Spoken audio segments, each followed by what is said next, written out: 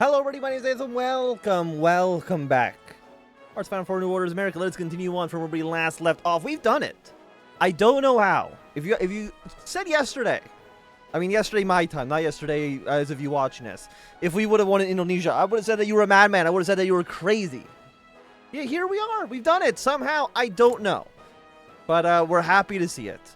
So now I guess our main focus is just going to be on the West African conflict. And the way that I'm seeing this right now, I mean, they've dealt with the small little state over here. Hopefully they can take out Niger. I'm hopeful for France, right? Or for the Free French at least. So we can send them some rifles. I think that seems like a good place for us to start. And for our provisional governments, I mean, it seems beautiful. You know, two of them at 100%. Angola is, you know what, doing just fine. Operational success. Argentina's going to like us a little bit more. I'm happy to see it. Black smoke on the coast. To say that the Crystal Offensive in Africa is a debacle would be an understatement. And now our boys in the bushes might be about to reap the whirlwind for it. For weeks now, the coalition forces of Cameroon and its Japanese benefactors have been feeding supplies past the front lines. Weapons, explosives, anything that they get their hands on, to send to their support opposite of our soldiers in the jungle. And now, with the conflict heating up, it seems that the PALF has struck the match. Commando operations behind the front lines have started harrying our men on the ground, sabotaging supply lines, and draw our forces into the interior.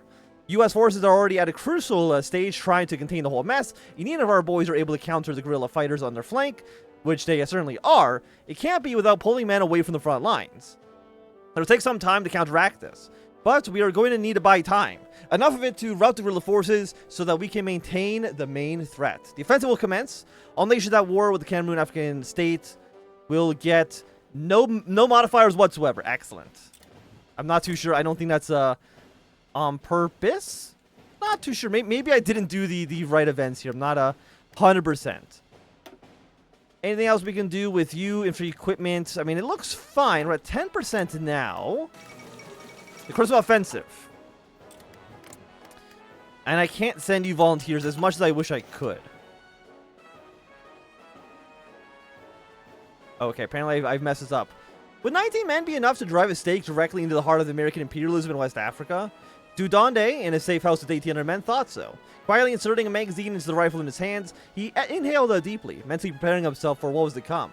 From what he had heard, the Americans and the imperialists they fought against grew arrogant, lazy, and careless.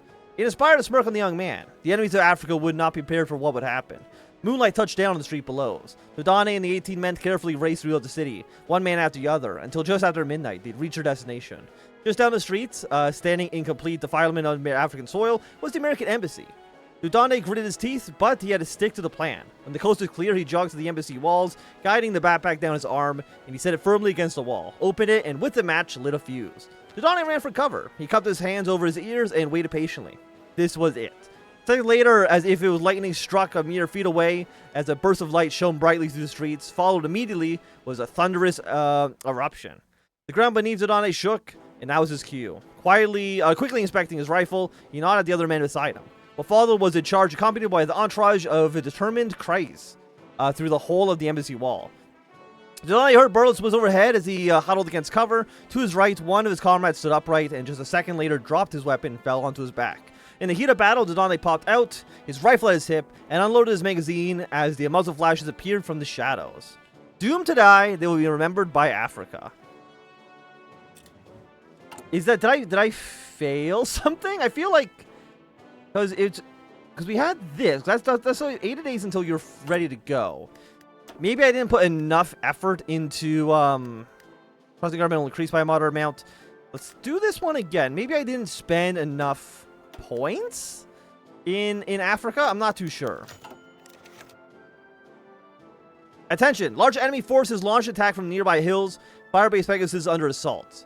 PAL forces are bombarding the base near with mortar and rocket artillery. Explosive stockpile has been hit. Okay. I'm not too sure what's going. Are we losing? I'm not honestly too sure. Okay. Jesus Christ, Eddie, was all the editor of the New York Times could say as he stared at the photograph in his hand. The meeting room in the newspaper headquarters became definitely silent. Eddie Adam stood still, gulping at the reaction he'd expect from the editor to hit him. I mean, do you know how many people are going to lose their goddamn minds if we let this run in the next issue? But why did they lose their minds, asked Eddie. I was sent to West Africa to get you some pictures, and I got you some. The editor stared at Eddie with a look of disbelief and anxiety. Eventually, he released his long sigh, looking around nervously as if he was searching for someone to help him, and tossed a photograph onto the table. Lo and behold was the photograph, and it caught Eddie's eye. He remembered the exact moment that he took it. A French officer and his patrol had just captured a Cameroon saboteur disguised as a civilian amidst the chaos on Christmas Day. Having tagged along with the Free French, Eddie thought that they'd rough him up a little. Maybe perform an impromptu interrogation on the street. But when Eddie pointed his camera at the officer and took the picture, the officer was already placing the barrel of his revolver against the saboteur's temple and fired off a single shot. Eddie swallowed. He tapped his foot onto the floor, thinking for a moment before finally speaking. Look, if you're worried about any backlash or whatever, you could run another picture alongside it. I heard another guy caught a picture of the Cameroonians attacking some civilians. The editor rubbed his chin, pondering the idea for what felt like a century to Adams. He expressed embodied doubt, but was quickly turned into a reluctant acceptance. I doubt the other picture will change anything, but alright, we'll run it. I'm not too sure what is going on, to be completely honest with you. War on pacifism. Danger to the right, man straddling the balance. I think we're doing okay. Optics will decrease. Okay. When I was young, we had respect for men in uniform. I remember our papers and our movies were extremely patriotic and always showed our forces at their best.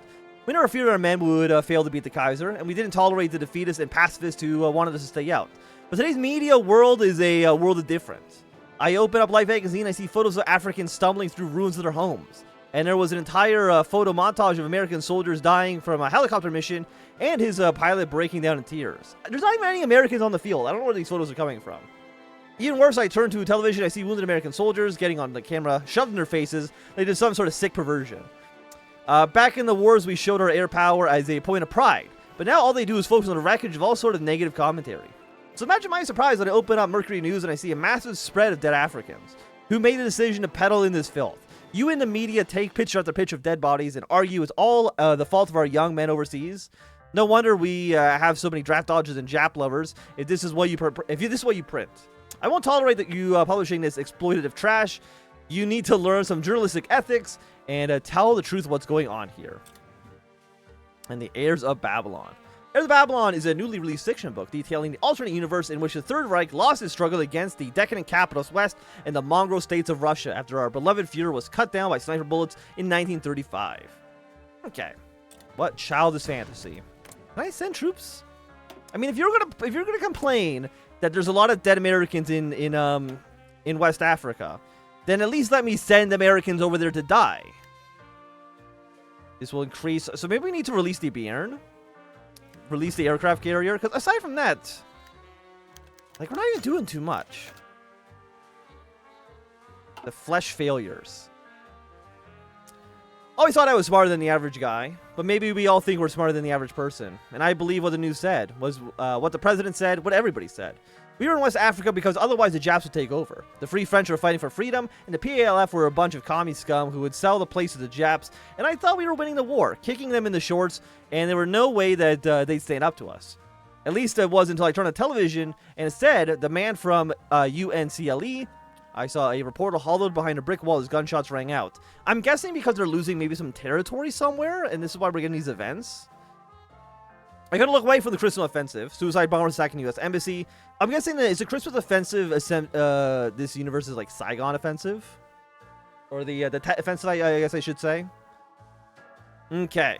President one thing, the general said another. My own eyes told me another. The PLF suddenly came out of nowhere to do this. How are we winning?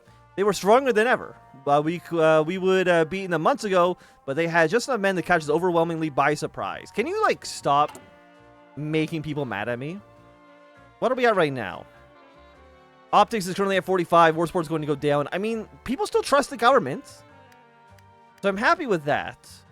And again, we have we are winning in the Gulf of Guinea.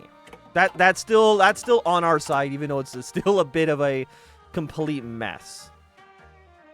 Fight for the future. The Economic Opportunity Act. I feel like that's a good way for us to start off. We're going to try to pass a bill. And how's that looking? 33, 8, 2, and 5. So that is 33, 41, 46. So we don't have a majority. But we can talk with the Democrats. 100 political power. We'll see if we can get this passed off. But like, the Democrats, I don't know. The Democrats are always like willing to be nice to me. So I will be nice to them in return. That's the way I see it. So if we can get the votes to pass this, I would be very, very happy. Because someone in the comments was saying that we need 60 votes. I don't know if that's actually true. Because I think last time we only had like 58. And I think we still succeeded. The M113 armored personal carrier was stopped in the middle of the street, next to a destroyed wall. At the end of the road was a burning building occupied by PALF insurgents who were firing on the vehicle. The M113 was firing back with an occasional burst of its 50 caliber machine gun. Despite the fire on both sides, the Americans lacked the force to dislodge the PLF, and the Africans lacked the force to dislodge the Americans. So the two sides stood in a mutual combat as a group of GIs huddled behind a destroyed wall below cover. RT Texas, said Sergeant Basil. Into his handle radio. This is Delta 1-5. Need immediate air support at grade 7 Delta Oscar Tango.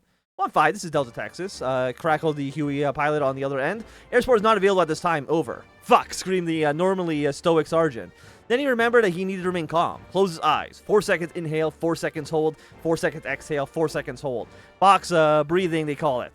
Said it would keep him fit. And when he opened his eyes, they had been fighting for 15 hours now, trying to clear the city. Every road they went down, there were PLF fuckers with Japanese machine guns.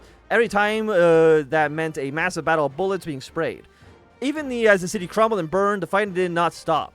Even now, as they that he was down to his last mag, they told him and the M13 to keep pushing. And now, what was left of his squad that he was able to walk? He never had felt more alone and abandoned, but Sergeant Basil knew there was no other option. I'm really not too sure what these events are supposed to be telling me. Because I can't do anything.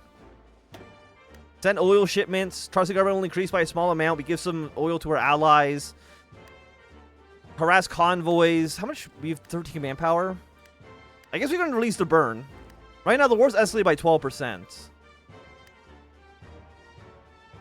French Foreign Legion will expand. That takes 26 days. Let's release the burn. Get that one going. It'll be done in 90 days. It'll significantly escalate. That's fine. And how are you guys doing? I just want to see. You're almost finished. And I think you're actually able to finish once this is done. 25 days. East Africa should be ready to go. Domino theory. And while the importance of our involvement in its effectiveness is called into question, the fundamental question I seek an answer to, General, is why we're involved in the first place, articulated nationalist senator from the Midwestern accent, Maxwell T. Taylor, sitting before the Foreign Relations Committee amidst a sea of spectators, reporters, and cameras.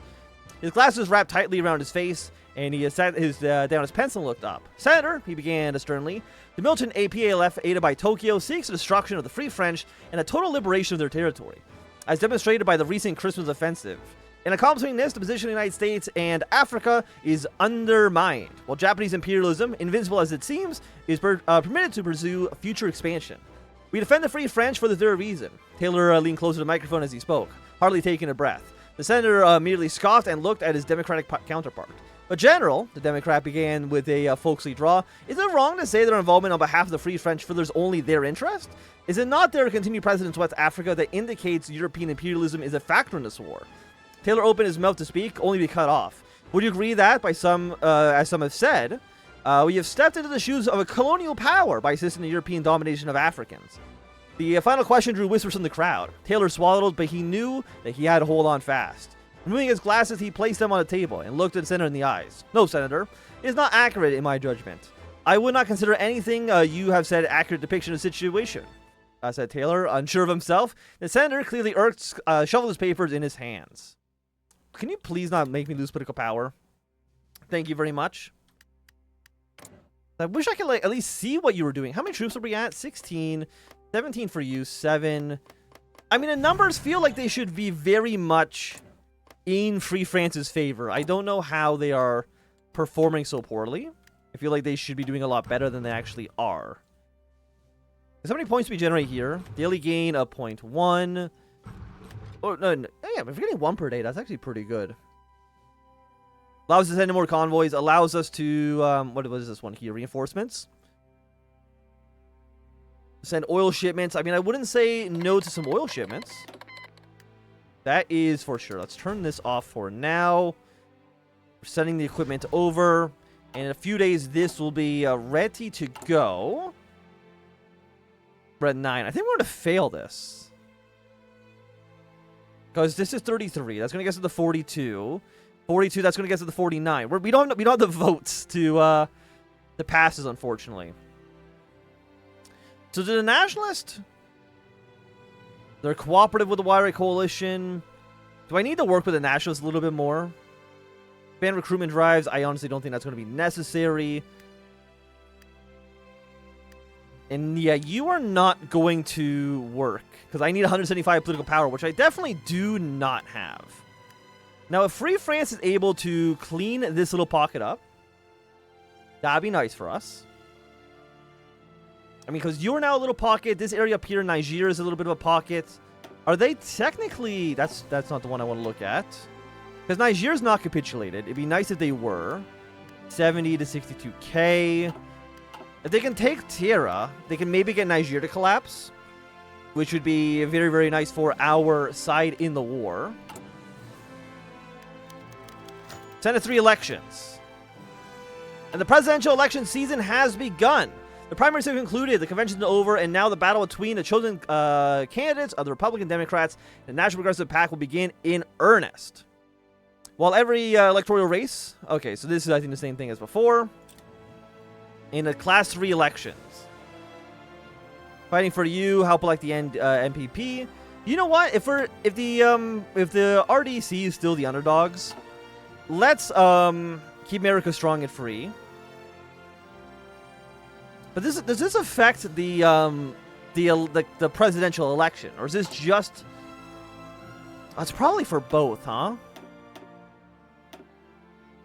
190. Okay, I mean the NPP is very much the favorite here. So you know what? If they're by far the favorite, then I'm going to make the executive decision, and we're going to go and support the RDC. And first and foremost, let's go to New York. Let's campaign here. Seems like a good place as any to begin. Let's send them some oil shipments. Ooh, we got the 1970 infantry equipment. Nice, nice, nice. That actually finished a lot faster than I was assuming it would.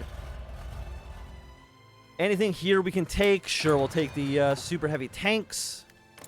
Seems good enough for moi. We just need more army experience. But I mean, we're getting it. It might just take a little bit of time.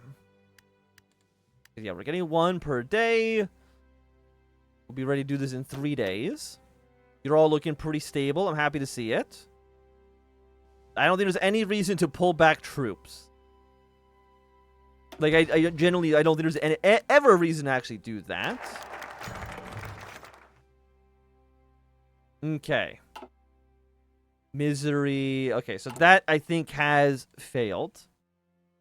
Is that all we have left? Emily Patterson watched glumly as the ladle scraped against the sides of the empty saucepan. The line still stretched around the block at Lake Polina Street, and she dearly didn't want to have to leave anybody searching for warmth and food in the bitter Chicago winter. Her senior at the soup kitchen nodded somberly. We've got to make sure there's enough soup for tomorrow. People just aren't donating like they used to, ever since President Bill failed in Congress. Well, nothing's changed. Everybody's going to be more supportive of the Democrats. Okay, so you've just failed. So I don't think we want to try to pass another bill right now. How are people feeling about the president?